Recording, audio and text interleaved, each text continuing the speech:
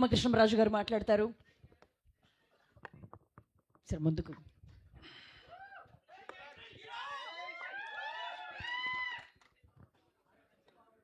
ఈరోజు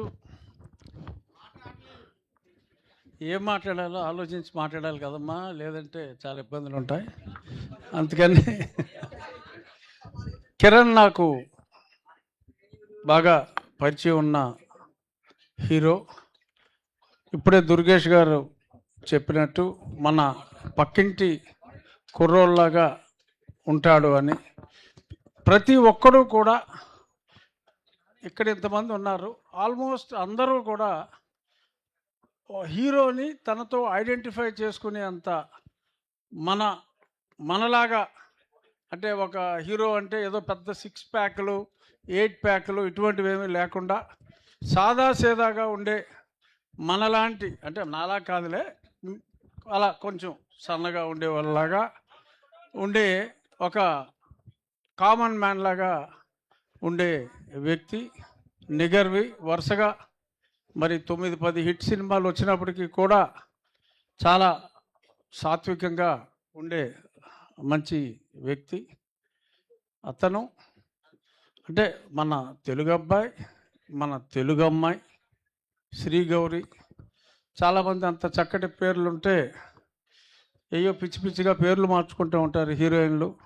అటువంటిది ఏమీ లేకుండా తల్లిదండ్రులు పెట్టిన పేరే ఉంచుకొని తను స్వతహాగా కర్ణాటక సంగీతం నేర్చుకున్న గాయని. ఇప్పుడే తను ఆ పాట హమ్ చేసింది. నేను ఈ ప్రొడ్యూసర్స్కి, డైరెక్టర్ రాజేష్ గారికి చెప్పేది ఏంటంటే, మళ్ళీ ఈ సినిమా సూపర్ హిట్ అయిన తర్వాత మీరు శ్రీగౌరితో సినిమా తీసినప్పుడు పాటల మటుకు తనతోనే పాడించండి.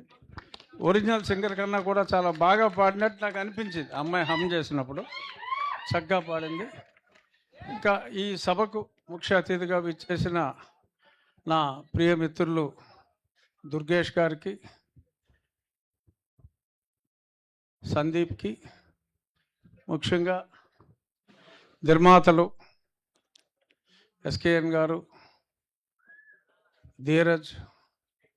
ధీరజు, మా అబ్బాయి, వీళ్ళందరూ కూడా కలిసి చదువుకున్నారు. సాయి రాజేష్, అతని టాలెంట్, ఆ హృదయ కాలేయం అనేది ఒక ప్యారడీ సినిమా. అంటే ఈ సినిమా హీరోలు ఎలివేషన్లు, వెళ్ళిపోటాలు ఇవన్నీ అంటే మనం నవ్వుకుంటూ ఉంటాం చూసి. దాన్ని ప్యారడీగా ఒక ఎటువంటి సినిమాలు వస్తున్నాయి అంటానికి ఒక నిదర్శనంగా తను అద్భుతంగా ఆ సినిమా చేసి, ఆ సినిమా చూసినప్పుడు అనుకున్నా, ఈ డైరెక్టరు సినిమాల్ని పూర్తిగా అర్థం చేసుకున్నాడు, డెఫినెట్గా చాలా మంచి సినిమాలు తీయగలడు అని. ఎందుకంటే ఎటువంటి సినిమాలు తీయకూడదో ఆ సినిమాని తీసి, ఒరే పిచ్చోళ్ళారా ఇలాంటి సినిమా చూస్తున్నారు మీరు అని చెప్పి దాన్ని చూపెట్టి హిట్ కొట్టి, ఆ తర్వాత అతనిలోని ఒరిజినాలిటీని బయటికి తీసుకొచ్చి అద్భుతమైన సినిమాలు తను తీస్తున్నాడు. నిజంగా మనకి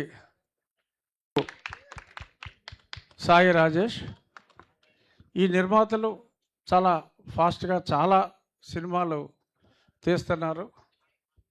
సరే, సినిమాల్లో సక్సెస్ రేట్ తక్కువైనప్పటికీ చాలా చక్కటి సక్సెస్ రేట్ ఈ నిర్మాతలు సాధించడం చాలా సంతోషంగా ఉంది. ఎందుకంటే వాళ్ళకి కథ మీద చాలా అవగాహన ఉన్నట్టుగా ఈ 4 పాటలు చూసినప్పుడు నాకు అనిపించింది. సినిమాలో కూడా చాలా డెప్త్ ఉన్నట్టుగా. మామూలుగా చాలా సినిమా ఫంక్షన్కి వెళ్తాం, ఈ సినిమా హిట్ అవ్వాలి అని చెప్పి అనేసుకుంటాం, కామన్ అయినప్పటికీ ఈ 4 పాటలు చూసినప్పుడే కొంచెం హృదయాన్ని టచ్ చేసిన సినిమాలాగా. కొంచెం సద్మా సినిమా, వసంత కోకిల సినిమాలో శ్రీదేవి పాత్రకున్నంత డెప్త్ తిను శ్రీగౌరి పాత్రలో ఉన్నట్టుగా నాకు అనిపించింది.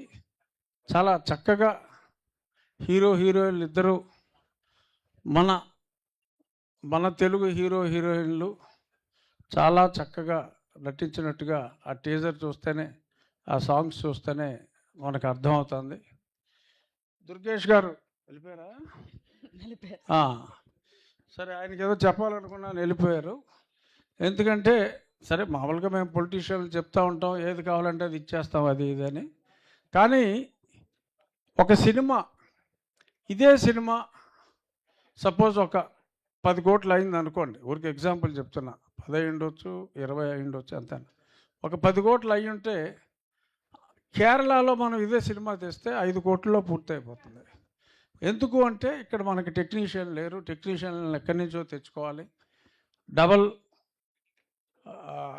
బేటాలు అన్నీ పే చేయాలి, చాలా ఇబ్బందులు ఉన్నాయి, కాస్ట్ ఎక్కువ అవుతుంది.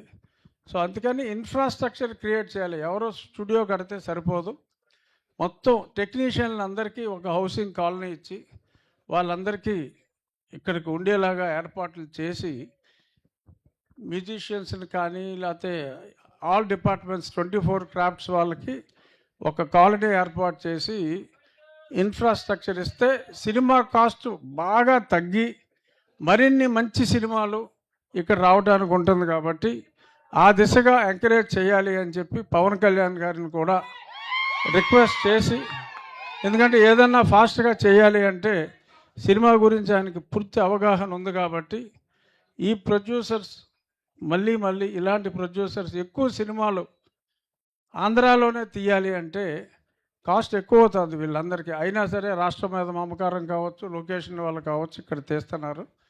వాళ్ళకి అత్యంత సహకారం పవన్ కళ్యాణ్ గారు అందించాలని మనస్ఫూర్తిగా కోరుకుంటూ 24th జూలై మళ్ళీ ఇక్కడ ఉన్న వాళ్ళందరూ ఖచ్చితంగా ఇదే థియేటర్లో ఈ సినిమా చూస్తారు. ఇందాక అందరూ నేను బెజవాడోని అంటున్నారు. వాళ్ళు బెజవాడోళ్ళు అవునో కాదో నాకు తెలియదు, కానీ నేను మటుకు పక్కా బెజవాడోని.